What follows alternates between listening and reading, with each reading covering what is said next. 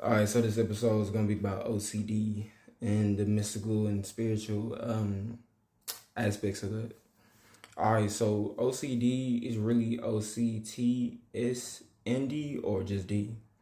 All right, so OCD is characterized by hyper obsession, basically. Hyper obsession or obsession and fantasia, which is where you're constantly in a state of fantasy or obsession about something that in such a way that it's not necessarily grounded. It's not created. It's not true. Doesn't exist. You're basically delusional about something in an obsessive manner.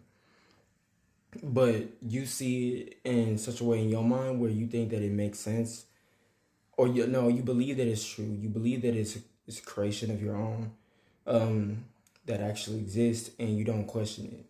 But that's if it's like the more so fallen form of OCD. It's referred to as OCD when it's a fallen when it's in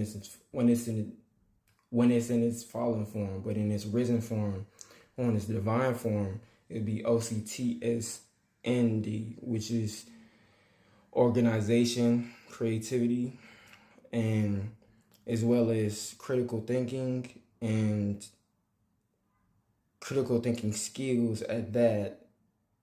But the ND is referring to neurodivergency or just divergency, so it could be ND or just D. But without that, it's just obsession and straight up fantasia. So it's where you're using, it's kind of where you're critical, but you're not thinking about what you're doing. So your organization, even though you could be using it for organization, you're obsessively, critically behaving in a pathological manner almost. But it's not pathological. It's just in a state of delusion.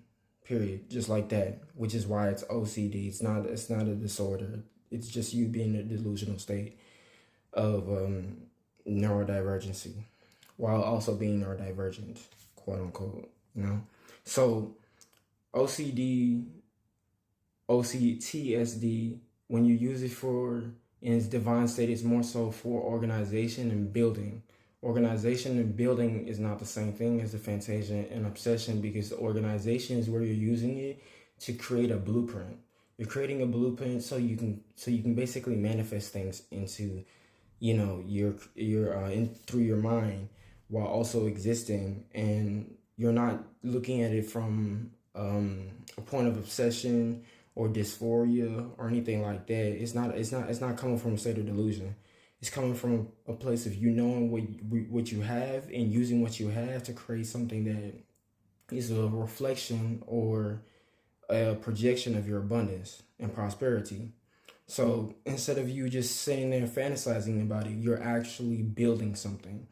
And if you're building something, then you're constructing something, which is a form of creativity. So that's why it's critical thinking, because you're actually using your common sense. You don't just have it.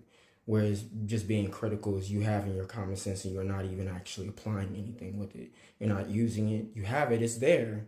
You have the ability to access it, but you ain't doing shit with it. And if you ever do, you might be doing something in an obsessive manner, or you're just doing something that's completely destructive. It could be obsessive and creative, but it's not deliberate. So you're not willingly doing that. You're just doing it because you're not actually using your willpower. So it's like the will without the power. And if it's will without the power, then it's toxic. If it's will without the power, then it's fallen. It's not divine. So that's really just the difference between that. So this is the genetic constructor. And the ability would be reconstruction and building, or like reconstruction styles building, and that would be it. Yeah, reconstruction styles building. So they're architects, divine architects, and divine constructors, as well as genetic manifestors. Yeah. OCTSND. N is in parentheses.